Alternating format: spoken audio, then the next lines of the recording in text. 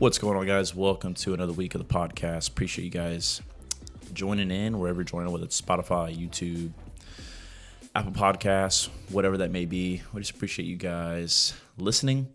I'm by myself in the studio today. Before we jump in, I just want to ask if this episode provides you any value, or if you've been listening for any length of time, if you're like, hey, man, this podcast is dope. It helps out a ton if you leave a review up at the top, wherever you're listening, or subscribe or follow or like the video if it's on YouTube.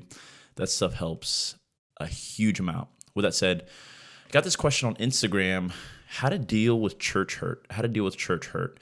And I've actually gotten this question a few times over, and so I wanted to tackle it. I'm kind of in the studio by myself today, but still wanted to kind of jump on this and provide some clarity and possibly even some encouragement along the lines of church hurt. First off, what is church hurt?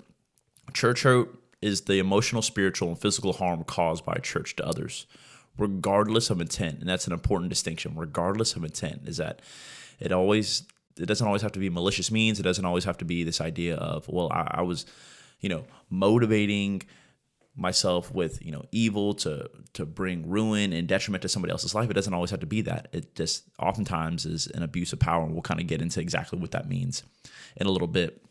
Some examples I've seen, because I've pastored in the church for 5-6 years and seen a lot of stuff, and just some examples I've seen that have been brought to me that I've gone through myself, whatever. It's a single mom whose church promised to stand by her and then disappeared after she got a divorce from her abusive husband. It's a sweet teen, I see this all the time, who was told that she would burn in hell, or that God wouldn't love her anymore if she made friends with the wrong kind of people, or slipped up sexually, or gossiped, or did any of these things, right? An abuse of scripture, a contorting of what the meanings are. A volunteer, oh my gosh, this is so prevalent. A volunteer who was overworked and underappreciated for years until they finally had a panic attack, or eventually just got burned out. I mean, this happens all the time with churches, right? Is that maybe not by malicious means, but the reality is that maybe you're a volunteer and you've been helping out with your church, and you just felt like you kind of got lost in the shadows, and you were doing, everything and anything just to help the church, and it went underappreciated. And at the end of the day, you're just like, I hate this. I don't want to do this anymore. And it kind of ruins your passion for what is a good thing, which is to serve the church. So that's a sad thing. And that happens, right? And I've seen that before. A young dating couple forced out of the church after their sexual slip up was gossiped about throughout the entire church. I mean, this happens all the time. People just spreading rumors and spreading lies and spreading just slander about different individuals that causes them to literally have to leave and find another church home. It's another one in which a man who opened up about his struggles only to be told that his depression, his anxiety, his stress meant he lacked real faith. Just pray a little bit more. Hey, just, maybe if you read your Bible a little bit more, you wouldn't be so depressed, or whatever that may be, as opposed to getting him the actual mental help consultation that he needed in that moment, right? And, these types of situations happen in so many different ways. Mentioned up at the top, right? It's regardless of intent. That sometimes these things are on accident, but not always. Church hurt happens in a lot of ways. Contorting spiritual principles for selfish gain. I was watching a clip on, must have been YouTube or TikTok the other day, and this guy was like, they were talking about some nuances in scripture, and this guy was like, I can make this Bible say whatever I want it to say. And it's like, oh my gosh, red flag. Like, what? Like, no.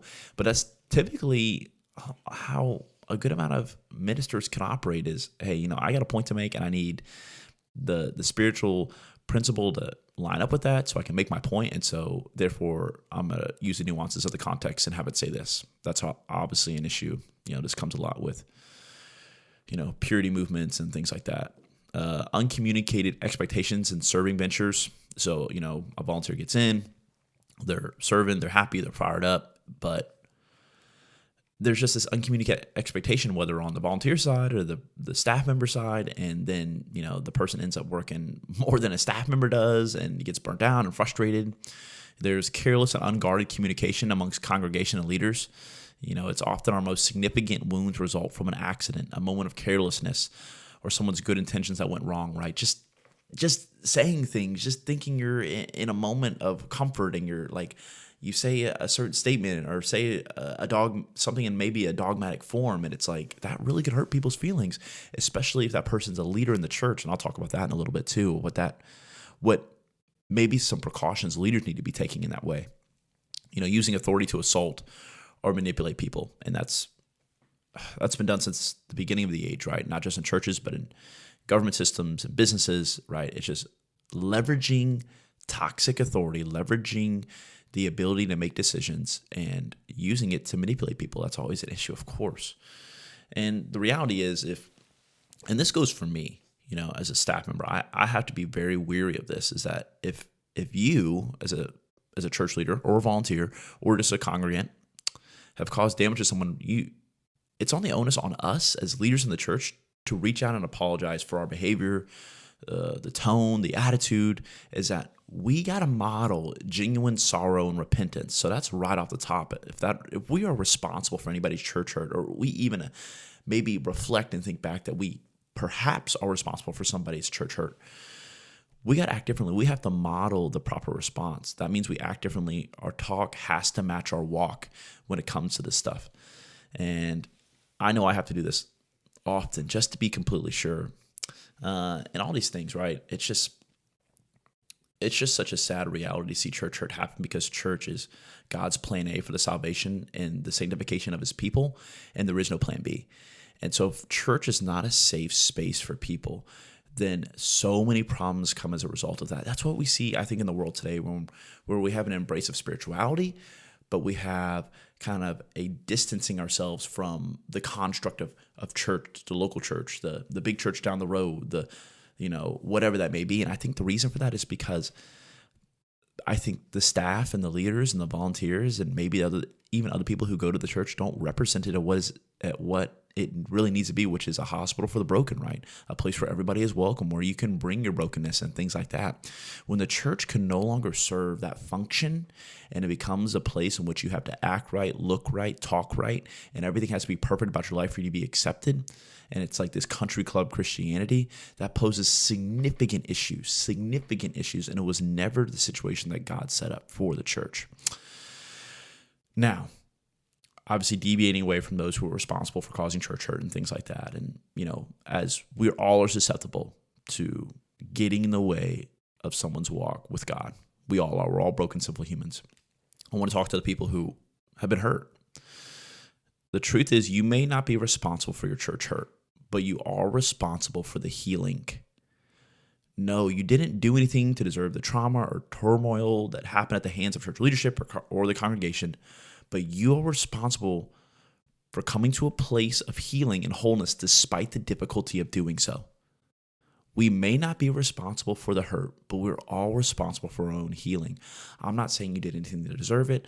I'm not trying to victim shame you. I'm not trying to apply any of that to you. But what I am letting you know is that if you ever want to get to a place of wholeness, if you ever want to get to a place of peace again, you have to take responsibility for that. And so here's a couple ways that I kind of jotted down in some notes throughout this week, that like how to heal from church hurt and how I've walked with others when it comes to healing from this. This is not an exhaustive list, but just some things that I think have been an encouragement to other people that I've talked to.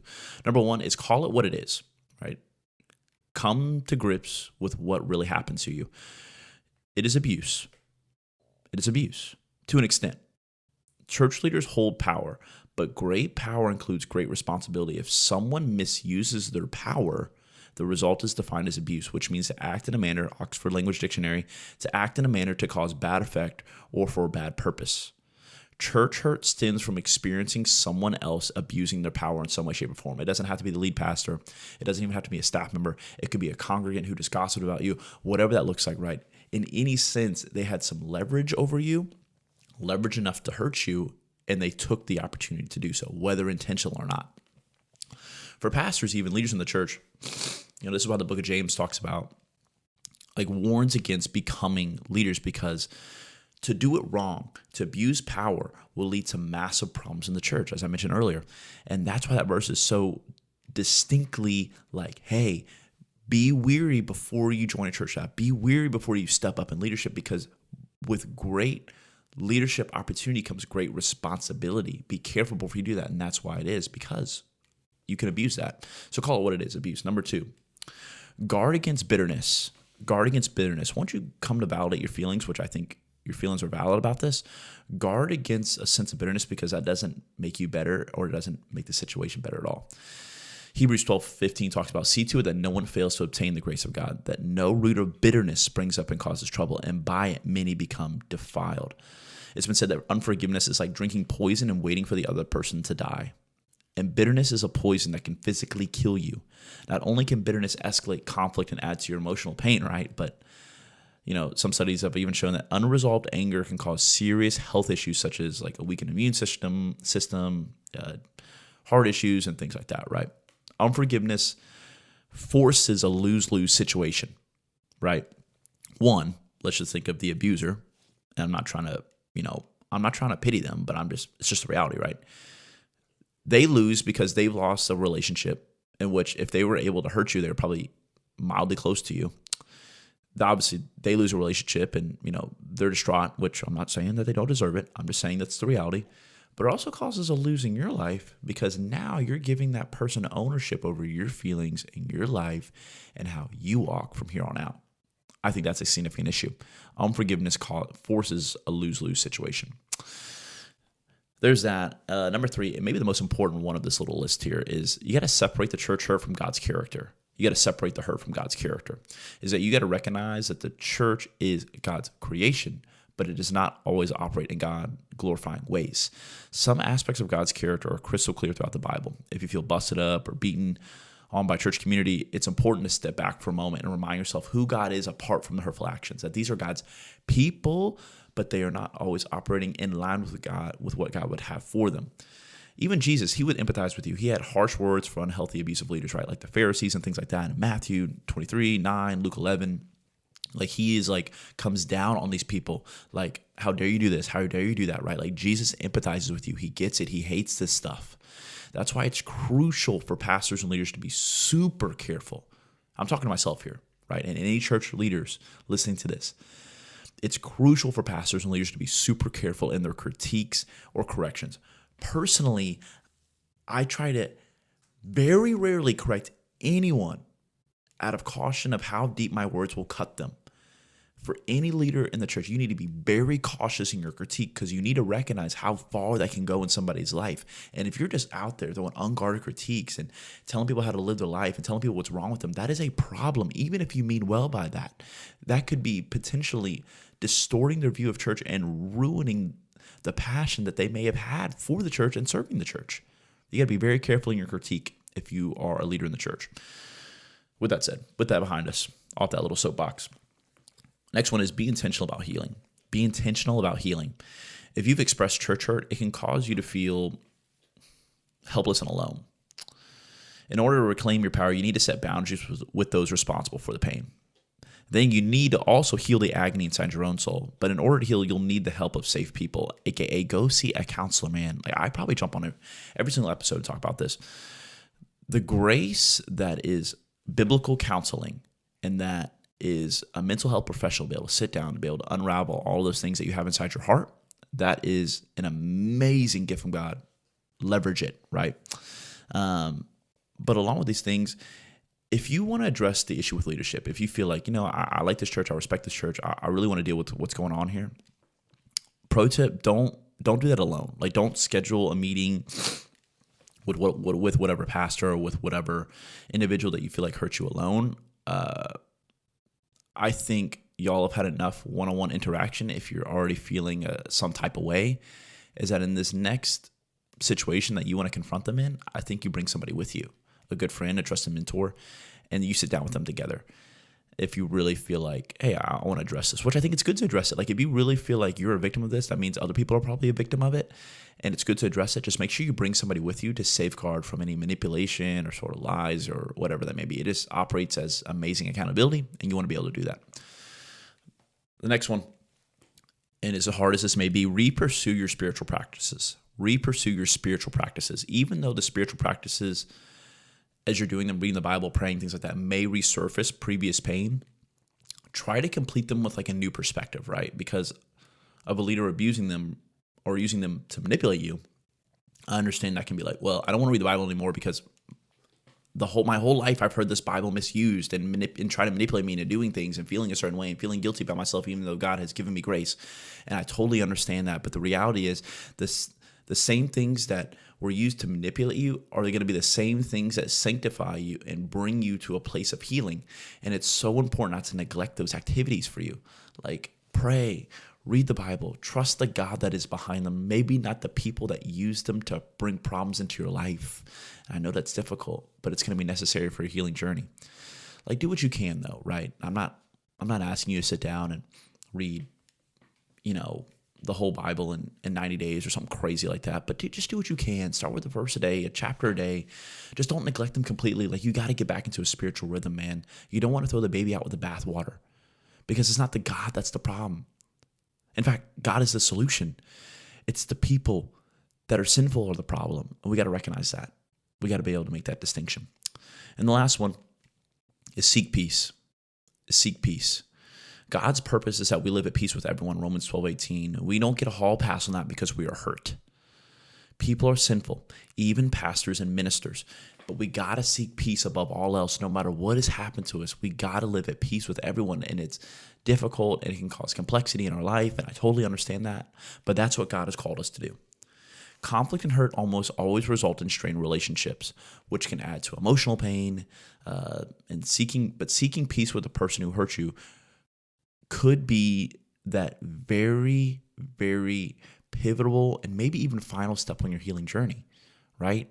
And as I mentioned earlier, like if you're going to do that though, as you're seeking peace with people and as you're trying to confront these issues, whether you're confrontational or not, or whether that scares you, or whether that kind of like invigorates you, you need to be very cautious. You need to bring somebody with you because accountability, baby, accountability is key in all the other situations, not just avoiding sin, but also in confronting church hurt. But guys, I hope this list helped you out. I mean, my prayer for you is that that God is able to heal you from the church hurt, that you're able to bounce back and begin to fall back in love with God's creation, the church. But love you guys and hope you'll have an awesome week. Thanks for listening. Peace.